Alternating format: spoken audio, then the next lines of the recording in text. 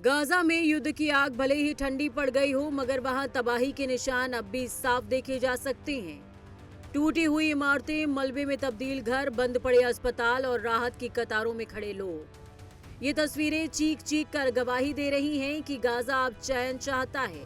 युद्ध के दौरान गाजा में हुए नुकसान की भरपाई करने के लिए अमेरिकी राष्ट्रपति ट्रंप के पहल पर गाजा बोर्ड ऑफ पीस पर वैश्विक देशों ने अमल करना शुरू कर दिया है, जिसमें भारत ने भी अपनी नुमाइंदगी की है। बोर्ड ऑफ पीस की पहली बैठक में भारत ने गुरुवार को ऑब्जर्वर देश के तौर पर हिस्सा लिया। अमेरिकी राष्ट्रपति डोनाल्ड ट्रंप के बोर्ड ऑफ पीस की पहली बैठक वॉशिंगटन डीसी में हुई। गाजा बोर्ड ऑफ पीस में नमग्या सीखम्पा ने भारत का प्रतिनिधित्व किया। नमग्या सीखम्पा भारतीय विदेशी सेवा की अधिकारी हैं, जो अभी वॉशिंगटन डीसी में भारतीय दूतावास में उप राजदूत के रूप में तैनात हैं। विदेश मंत्रालय के अनुसार नमग्या सीखम्पा 2000 बैच की भारतीय विदेश सेवा की अधिकारी हैं।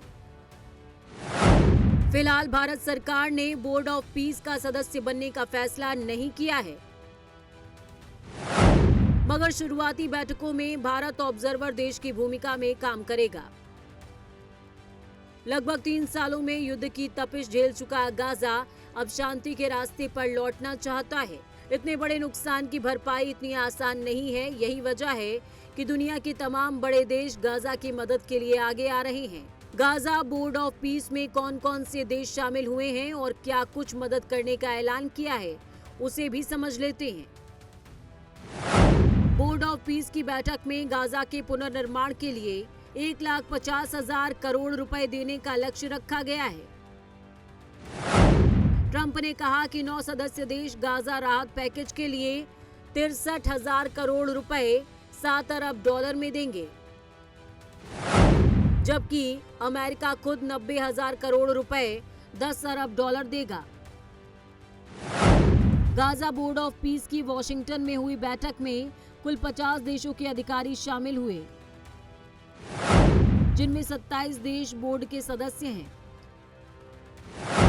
उन सदस्यों में अजरबैजान, बेलारूस, मिस्र, Hungary, Indonesia, Israel, Jordan, Morocco, Pakistan,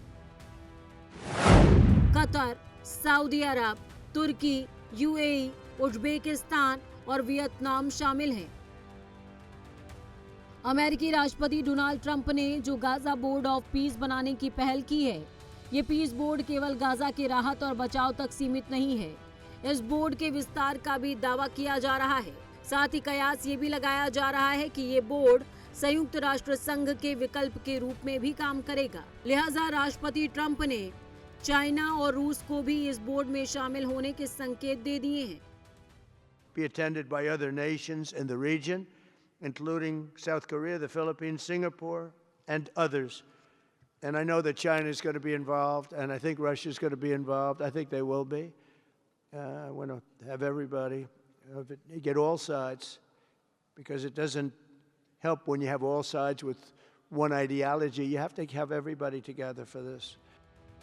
board of peace की बात करें तो भारत हमेशा से ही वसुधैव कुटुंबकम की नीति का पालन करता रहा है। मंच चाहे कोई भी हो, भारत शांति और समृद्धि का पक्ष मजबूती से रखता है। यही वजह है कि जब विदेश मंत्रालय के प्रवक्ता से इस बोर्ड में शामिल होने की बात पूछी गई, तो उन्होंने स्पष्ट और कई पहलुओं को जोड़ते हुए नपा तुला जवाब दिया, जो कि कूटनीतिक और अहम है। देखिए, बोर्ड ऑफ पीस की जहाँ तक बात है, हम लोग के पास एक निमंत्रण आया अमेरिकी सरकार की तरफ से कि आप बोर्ड ऑफ पीस को आप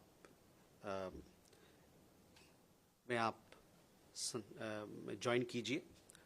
इस प्रस्ताव को अभी हम लोग इस पर अमल कर रहे हैं, इस पर इसको समीक्षा कर रहे हैं। जहाँ तक भारत ने, आपको पता होगा कि पश्चिम एशिया में शांति, स्थिरता और संवाद को बढ़ावा देने वाले प्रयासों का निरंतर समर्थन किया है।